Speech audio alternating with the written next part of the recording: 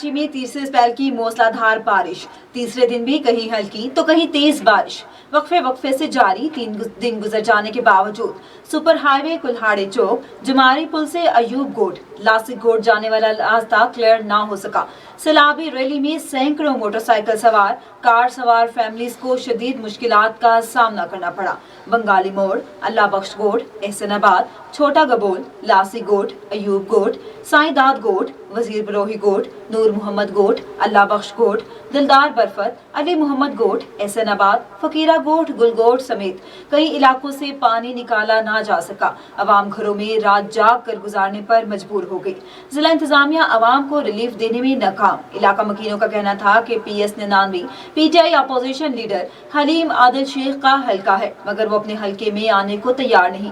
पूरा हल्का तबाह बर्बाद हो चुका है। सिंध हुकूमत ने बारिशों में कोई इंतजाम नहीं किए। उन्होंने आला हुकाम से मुतालबा किया कि फिलफोर सराब गोट का दौरा करें और तमाम गोठों में इमरजेंसी नाफिज करके फौरी तौर पर गोठों का पानी निकाला जाए।